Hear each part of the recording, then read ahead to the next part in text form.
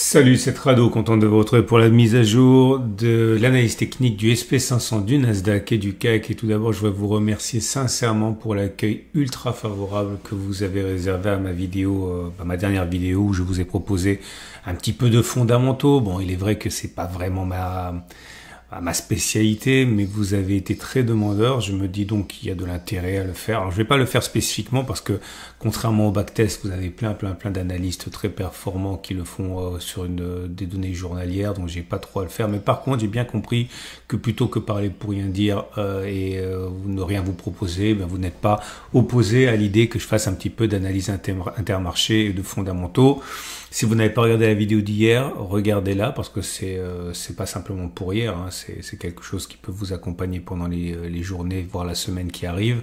Ça pourrait vous intéresser et j'ai bien ça ancré derrière là dans mon cerveau. Je vous en proposerai quand ce sera opportun, hein, pas non plus pour le faire pour le faire. Hein.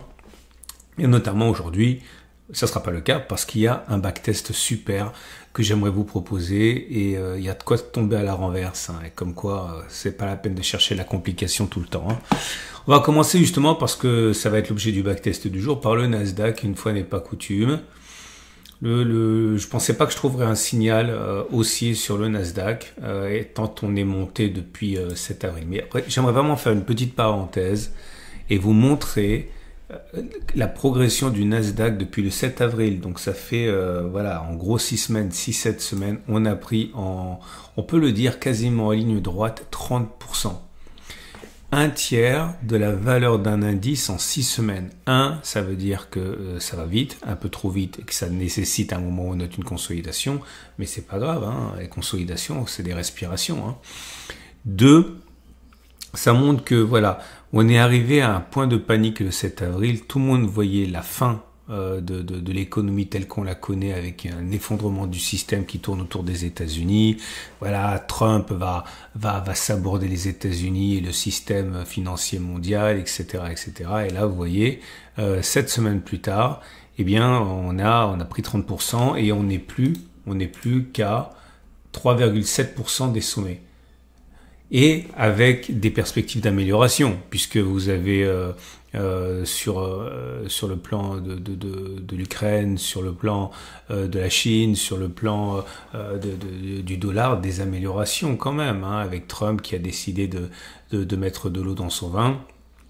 Il n'est pas question ici pour moi de vous dire qu'il faut être pro-Trump, c'est pas ça. Mon discours, c'est lorsque tout le monde commence à paniquer, posez-vous et regardez s'il est légitime de perdre comme ça 25% en quelques semaines et surtout d'envisager que l'on perde encore davantage. Alors, je peux pas vous dire ce que vous avez à faire, je peux pas vous dire ce qui est bon et ce qui est pas bon, je peux simplement vous dire ça va encore arriver dans 2 ans, dans 3 ans, peut-être dans 6 semaines. Et à ce moment-là, demandez-vous si on est sur les mêmes niveaux que Covid, si on est sur les mêmes niveaux que 2001, avec l'éclatement de la bulle Internet, ou de 2008, la crise des subprimes, ou alors sinon on est dans un phénomène beaucoup moins grave, auquel cas il faut plus penser achat que vente. Il faut plus penser faire les soldes que vendre à perte, etc., etc. Bon, je referme ma parenthèse et ça ne préjuge en rien de ce qui pourrait se passer la semaine prochaine ou dans un mois, ok ? Ce qui est certain, c'est que on a réussi à se débarrasser d'à peu près tous les supports de court terme toutes les résistances qui nous embêtaient. Cette résistance a été cassée. Et cette résistance a été cassée. Il nous reste cette résistance majeure, là, qui correspond à une résistance hebdomadaire, 22 250, 21 600. Les bougies, l'Ishimoku montre que l'objectif qu'on s'était fixé, j'ai un petit service après-vente ici, hein, parce que bon, c'est pas tout de vous donner des trucs, mais il faut voir aussi ce qui a bien fonctionné pour que vous pensiez à réutiliser. Le fameux twist là, ok, l'objectif a été rallié, on prend les plus bas, on met les 50% au milieu, on a bien parcouru l'objectif qui était assigné, on est allé chercher l'objectif au point près, hein, au point près, voilà, paf, ici, vous voyez, on est allé chercher sur la bougie d'avant-hier exactement le niveau qui était recherché. Je pense qu'on va aller chercher la zone grise, mais enfin, moi, j'en sais rien. Notez également que le fameux signal qui a été délivré par la cassure de l'oblique Trump par la lagging span, je ne vais pas revenir là-dessus, a également fonctionné puisque ça avait été fait ici et depuis que le signal a été délivré, c'était donc ici, on a pris dans la foulée 6% depuis Depuis le 2 mai, depuis le début du mois. Ok. Alors les obstacles prochains, on l'a dit, c'est ici. Ok. Et le prochain support, on l'a dit aussi, c'est 2270 et 19950. Alors si je vous parle d'un backtest absolument lunaire, c'est parce que j'ai fait ça vraiment en dépit, voilà, par dépit, j'avais rien d'autre, j'ai regardé par curiosité ce qui se passait quand la M20 croise la M200. Alors c'est pas fait, mais c'est probablement pour demain. Mais tiens, qu'est-ce qui se passe sur le Nasdaq lorsque la tendance générale, clairement, traverse la M200 qui représente la tendance de long terme? Et j'ai regardé de manière un peu désabusée, comme ça. Et la dernière fois que ça s'est produit, ça se produit rarement, hein, ça s'est produit là. De 2023, ce sont des signaux rares, hein, ça fait 2 ans. Et oui, parce que par définition, généralement, c'est qu'on a eu une grosse baisse avant. Hein. Donc j'ai regardé si elle a été donnée sur cette bougie-là. Ok, c'est sur cette bougie-là que la M20 a croisé la M200 à la hausse. Et j'ai regardé si on a fait R1, R2, R3. Donc R1, R2, R3, c'est-à-dire que vous prenez la distance au plus bas du cycle où la M20 était en dessous de la M200. C'était ici 16%. Et j'ai regardé si on a fait plus 16, plus 32, plus 48. R1, R2, R3. Et vous voyez, au mieux, on a fait voilà 77, même plus en vérité. J'arrête là, 80% au moins. Donc il y a 1, 2, 3. Ok. Et regardez, là vous commencez à voir la magie s'opérer. Si elle a été donnée sur cette bougie-là, là on est en 2020, hein, c'est Covid, hein, mesdames, messieurs. Et donc c'est pas rien du tout. Le stop de protection, il était à 24% vers le bas. Donc on avait progressé quand même, hein, on avait progressé de 31% comme maintenant. Hein. Donc faut pas se dire que oui, mais là c'est différent parce que blablabla. Oui, c'est toujours différent. Mais le 30% qu'on vient de faire sur le Nasdaq, c'est exactement le même que vous avez après le Covid. Hein. Donc 24%, on a fait effectivement voilà 60, 80, même 100%. Ok. Donc R1, R2, R3. Et regardez ça. J'étais pas loin de penser que ça fonctionnait à tous les coups, même si c'est absurde, rien ne fonctionne à tous les coups, mais statistiquement, j'avais aucun échec. C'est absolument fou. Puis bon, est arrivée la crise des subprimes, et là on a eu 2 échecs patents avec même pas R1. Le sien a été donné sur cette bougie-là, et là, telle une boule de pétanque, boum, on allait directement chercher le stop de protection, là aussi. On a fait ni R1, ni R2, ni R3. Mais vous regardez quand même le caractère assez particulier des échecs, hein. C'était 2008, c'était le système mondial était en train de s'écrouler sur ses bases avec les faillites de banques américaines. Et là, pareil, ça n'a pas bien fonctionné, mais comme d'habitude, voilà, c'est pas rien. C'était 2001, crise, l'éclatement de la bulle Internet, etc. Et je suis remonté jusqu'à l'origine du Nasdaq. Parce que c'était tellement beau que j'y croyais pas, tellement c'est simple, la simplicité, la beauté de ce setup, et puis parce que voilà, il me fallait 30 occurrences que je n'ai pas eu. Et je suis remonté jusqu'en 1987 pour avoir 28 occurrences, et les conclusions sont les suivantes. Est-ce qu'on peut envisager, si le croisement M20, M200 a lieu demain, que l'on fasse la même distance au stop de protection, 22%, et on a fait déjà mieux, hein, vers le donc plus 22% à partir de maintenant? La réponse est oui à 79%. 22 succès, 6 échecs, 79% de succès, 21% d'échecs. Peut-on envisager de faire 2 fois la distance au stop de protection, donc plus 44? Oui, ça a fonctionné 21 fois, ça a échoué 7 fois, 75% de succès. Je ne me rappelle pas vous avoir fourni quelque chose sur le Nasdaq à ce niveau-là. 3 chances sur 4 de faire R2, c'est juste démentiel.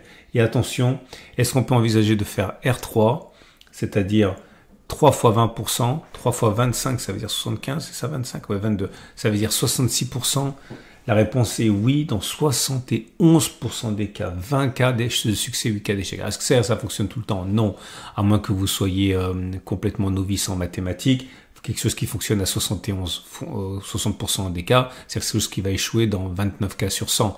Donc il ne s'agit pas de parier la maison, les études des gosses et l'assurance du chien. Ok, non. On est ici sur des choses qui sont plausibles, mais qui ne sont pas garanties. Mais vous l'aurez compris, c'est vraiment exceptionnel. Donc, si vous êtes aussi sur le Nasdaq, vous savez quoi faire.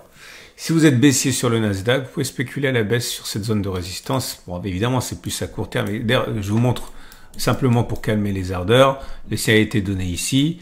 c'était un triple succès, ok, mais dès qu'on a eu le signal ici, on a eu un drawdown depuis les plus hauts de 9%. Ok, ça n'empêche pas que là, on a perdu de 12%. Et que là, on a perdu également 15%. Mais voilà, au fur et à mesure, pour une position de moyen long terme, on a atteint l'objectif qu'on se fixait.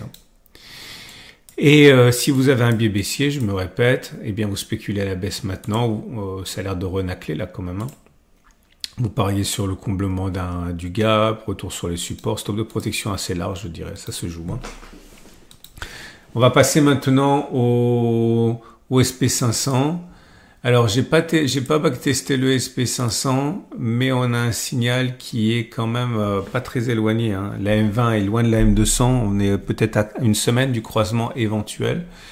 Je vous rappelle là à ce niveau aussi qu'on n'a toujours pas fait notre throwback sur aucun support.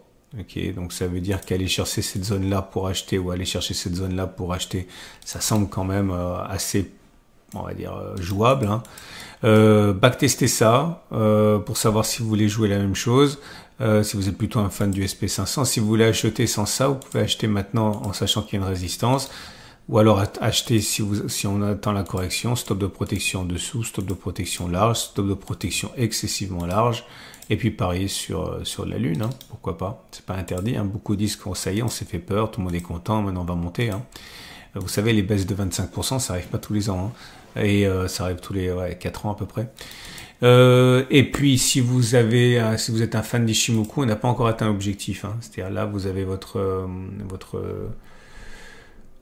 twist, vous mettez 50% au milieu, ça vous donne un objectif qui a quasiment été rallié, mais qui n'a pas encore été rallié.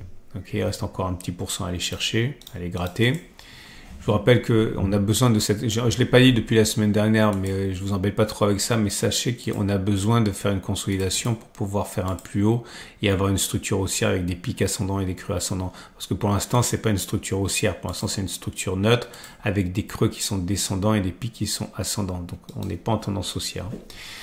Et si vous êtes plutôt un fan du CAC 40, la bonne nouvelle, c'est que si on parle M20, M200, ça a déjà été croisé, là. Ok, mais j'ai pas backtesté, donc je peux pas vous dire. Je crois que ça a été backtesté je l'avais déjà backtesté pour le CAC 40. C'est dans le club des tradosauriens. À mon avis, je l'ai backtesté là il y a quelques semaines.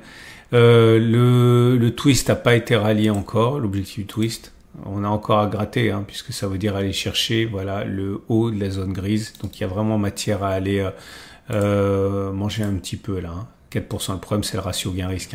Enfin, c'est jamais un gros problème, mais c'est un élément à prendre en considération. Si vous voulez acheter, vous pouvez acheter. Encore heureux. En sachant qu'il y a une résistance. Les plus prudents attendront un repli avant d'acheter. Ok. Si vous voulez vendre, vous pouvez vendre, bien sûr. Vous êtes sur une zone de résistance qui peut vous intéresser. Là, Stop de protection large, je dirais. Là, vous aurez un ratio gain-risque très, très médiocre, mais personne ne dit qu'on ne peut pas trader avec un ratio gain-risque médiocre. Ça dépend du ratio gain-risque et du taux de succès. C'est toujours pareil. Voilà, on a fait le tour. C'était assez court parce que pour compenser toutes les vidéos super longues que j'ai faites depuis quelques temps, je ne vais pas rallonger la sauce, ça vous fera des vacances. Je vous souhaite une excellente journée. L'or continue de baisser, mais il remonte un petit peu. Si vous êtes pressé d'intervenir sur l'or, n'oubliez pas que j'ai un partenaire pour ça, c'est français, donc c'est très important. Et puis, c'est au coffre vrai cash. Regardez la vidéo sur l'or que je viens de publier. Bitcoin sur des niveaux records quasiment. J'ai un partenaire aussi pour ça, c'est français. Regardez le format crypto du week-end. Je vous souhaite une excellente journée. Je vous dis à demain pour la mise à jour.